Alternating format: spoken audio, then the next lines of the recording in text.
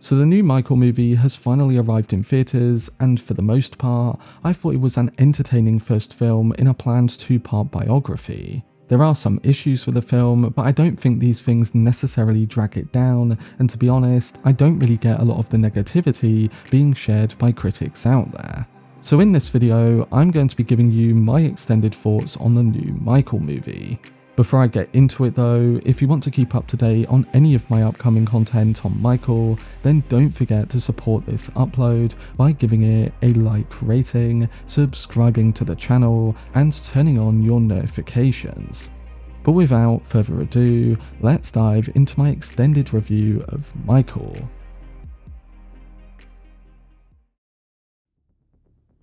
So going into Michael, I felt a mix of excitement and nerves. As a fan of Michael Jackson, I've spent years appreciating the artistry, the innovation, and the sheer cultural force of who he was. But I'm also a film fan, someone who cares about structure, tone, narrative choices, and the way a movie frames its subject. That meant I wasn't just hoping the film would honour Michael, I was hoping it would work as a piece of cinema. And when the early critic reviews started rolling in, calling the movie sanitized, glossy, and afraid to confront the allegations, I found myself wondering whether it could really be as bad as they were saying. Some reviews also framed it as a hollow jukebox film, others as a family-approved PR piece, and many seemed fixated on what wasn't in the movie rather than what was.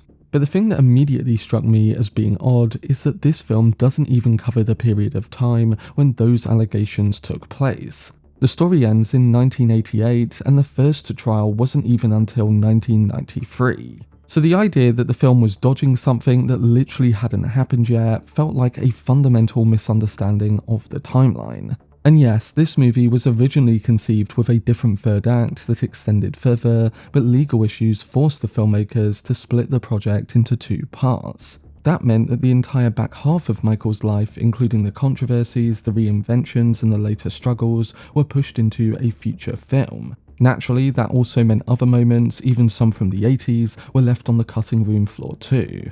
So going in, I fully expected the first film to feel incomplete in certain places. Whatever side you fall on, I recognised that the accusations were never going to be tackled here because they simply weren't a part of the era being portrayed. Now, I'm not going to go into the accusations themselves, as there are countless videos, documents, and even court records out there for anyone who wants to dive into that history. But what I will say is that even after reading through a good portion of the reviews for the film, I found a lot of them to be strangely disingenuous. Not just toward the film, but also towards the documented history of the person that this was about.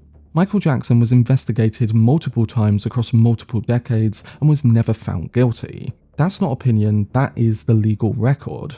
And yet some critics seem determined to judge the movie based on a narrative that wasn't even a part of the timeline that it was depicting.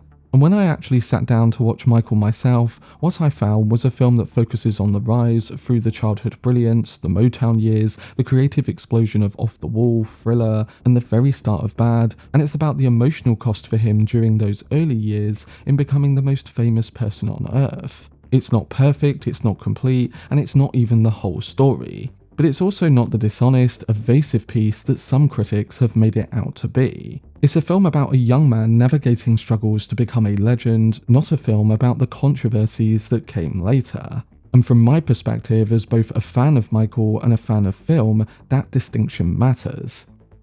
What struck me most about Michael is that it isn't just a biopic, it's a full-scale celebration of the rise of the most influential entertainer of all time. The film frames Michael Jackson's journey as a living, breathing evolution of a young prodigy becoming the king of pop. And that's where the movie truly shines. It begins in the Jackson 5 era not as a nostalgic flashback, but as the foundation of everything Michael would later become. You see the discipline, the pressure, the raw talent, and the almost supernatural musical instincts that separated him from every other child performer of the time.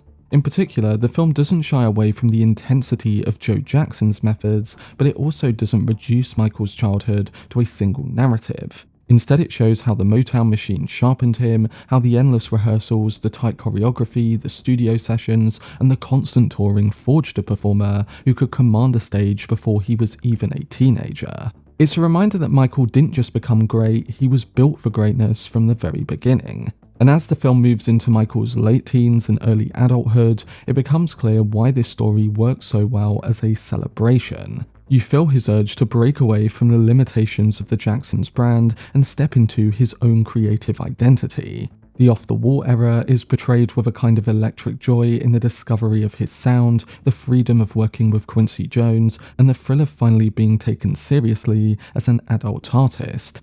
The movie captures the moment where Michael realizes he doesn't just want to be successful, he wants to redefine what success even means. And that ambition becomes the heartbeat of the film. You see him obsess over details, trying to push boundaries, and demanding excellence not out of ego, but out of a genuine desire to elevate music itself. The film essentially treats this era like the very ignition point.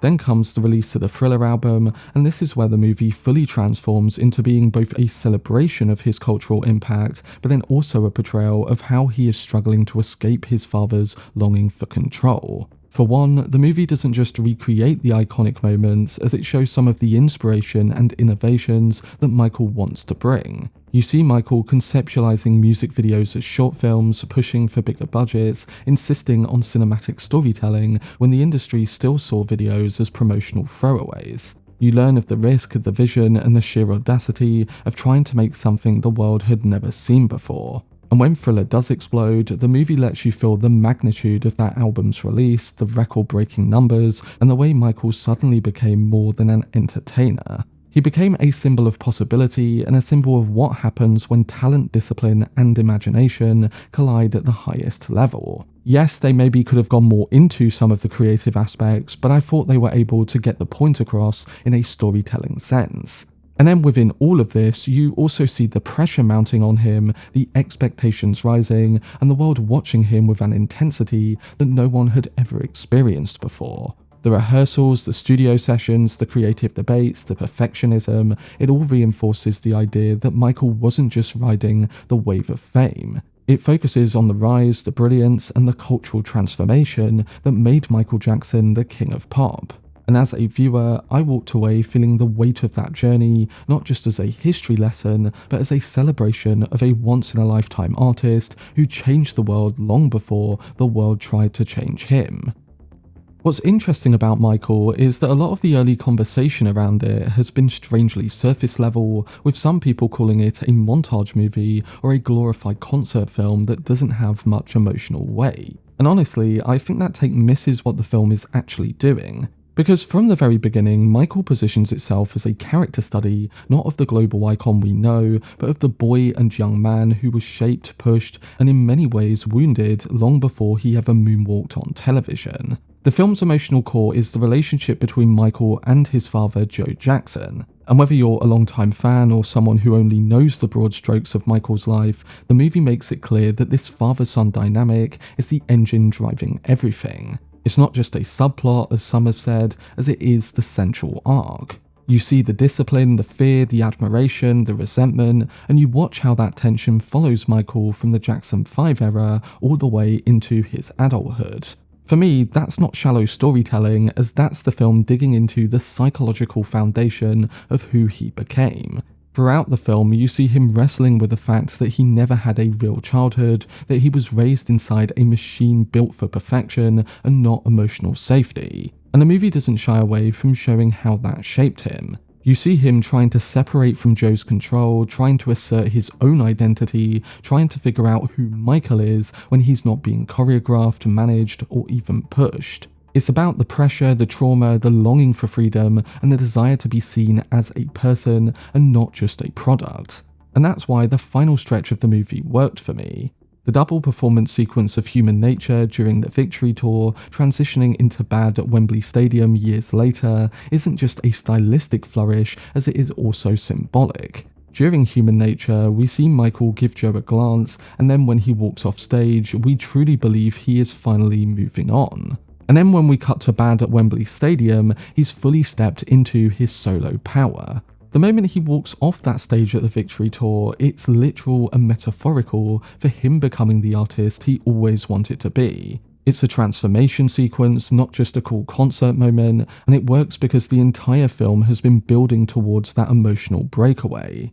What I also think adds depth to this is the way the movie shows the few places and people that Michael actually feels seen by. His connection with animals like Bubbles, with sick children, with his mother Catherine, and even with Bill Bray become the emotional grounding of the entire film. They show the rare spaces where Michael could exist without being judged, controlled, or consumed. They tap into the loneliness behind the fame, the longing for genuine connection, and the quiet truth that Michael often felt more understood by those who weren't demanding anything from him. And of course, the other place where he felt seen was on stage, where the world finally recognised his artistic brilliance. That's why I actually appreciate the film's simplicity. It could have easily tried to cover every single thing, every controversy, every headline, and every chapter of his life. But in doing so, I think it would have lost the heart of where that all came from. It chooses a simple focus, intimacy, and to explore the emotional cost of becoming Michael Jackson before he ever became the myth. And I think in that sense, the movie is far more effective than some are giving it credit for. It's not trying to be the definitive story as it's trying to be the first chapter of his life in the story of a boy who became a star and a star who was still trying to become himself. However, what I will say is that while I really appreciated the emotional clarity of its approach, I think this is also probably where some of the film's weaknesses come from. Given the legal circumstances that forced the movie to be split into two parts, I think the filmmakers made the right choice in narrowing the story to the rise, the childhood trauma, and the early solo years. But there were moments where I felt the film could have gone a little further and also a little deeper. They included his loneliness, his struggle with his changing appearance due to vitiligo, the emotional toll of his first surgery, and of course the Pepsi incident, all of which were defining experiences for Michael. But while those moments are present, they sometimes feel like glimpses rather than full emotional explorations. You can sense the weight of what he was going through, but the film occasionally pulls back right where it could have pushed deeper into how much these things truly affected him. Yes, there's an enormous amount of material you could cover when telling Michael's story, and I get that the filmmakers were trying to strike a realistic balance. They didn't want to overwhelm the narrative or derail the emotional through line by trying to cram every single hardship into one film. So you could say that I'm in two minds about it. On one hand, the sequences that do tackle his struggles, especially the scenes with Joe, the moments of isolation, and the quiet beats where Michael is clearly wrestling with who he is versus who the world wants him to be, are genuinely powerful. They give the movie its emotional backbone. But on the other hand, some of the issues introduced during the thriller period are the very things that shape the challenges he would face later in life. And because of that, I think the film could have benefited from going a bit deeper, letting us sit with Michael's pain and confusion long enough to fully feel it from his perspective. Something that I thought made this more of an issue in the film was the pacing and editing. I think it plays a huge role in why some emotional beats feel underdeveloped. The movie moves quickly, sometimes too quickly, and you can feel the absence of scenes that were likely removed due to the legal issues surrounding the original third act. There are moments where the film seems to be building towards a deeper emotional payoff, only to cut away sooner than expected. And while the overall structure of the film still works, you can sense the places where the story was reshaped, tightened, or redirected to fit the new two-part format. So while I think that Michael succeeds in capturing the heart of his early journey, I also think that the pacing and the cuts in the film do hold it back from reaching the full emotional depth that the filmmakers were aiming for. What really carries Michael over the line for me though, and the thing that elevated the entire experience, is the central performances. You can feel the weight of the film resting on the actors, and they absolutely rise to the challenge. Jaafar Jackson's portrayal of teenage and adult Michael is nothing short of remarkable. It's not an impression, it's not mimicry, and it's not a fan service recreation. It's a lived-in performance that captures Michael's physicality in the posture, the softness of his voice, and the way he moves with both precision and vulnerability. And it also captures the emotional contradictions that defined him. Jaafar plays Michael as someone who is both confident and unsure, powerful on stage yet fragile off it, a perfectionist who still longs for approval. There's a gentleness to his performance that feels authentic, and a quiet sadness that sits underneath even his brightest moments. It's the kind of portrayal that makes you forget you're watching an actor, and instead feels like you're watching Michael himself navigate the pressures of fame, family, and identity. And in saying all of this about Jaafar, I have to give an honourable mention to Juliano playing Child Michael, because he sets the emotional foundation for everything that follows. He captures the spark, the innocence, and the raw talent that made Michael stand out from the very beginning, but he also conveys the fear and confusion of a child being pushed into adulthood far too early. Those early moments with Joe, the rehearsals, the performances, the glimpses of exhaustion, they all land because the young actor brings a real emotional truth to them. And without that groundwork, the later scenes with Jaafar Jackson wouldn't hit nearly as hard. So together, the two performances create a seamless emotional arc that spans Michael's entire early life.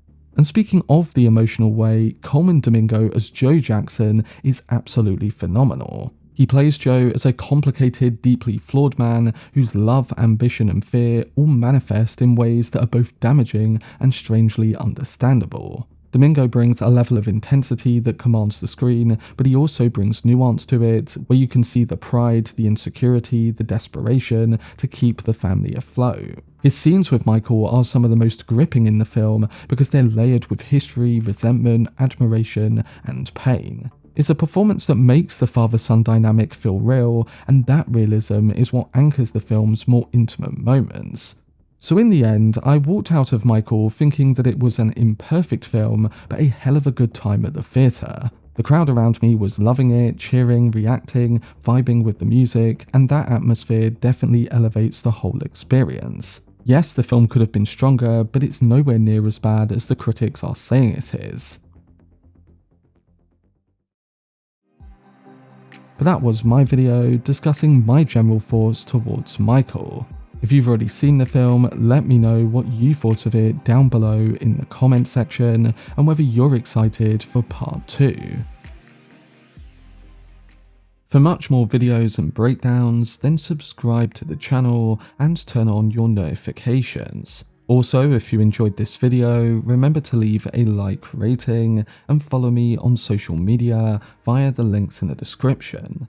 But anyway, I hope you guys enjoyed it. I've been Cortex, and as always, make some noise.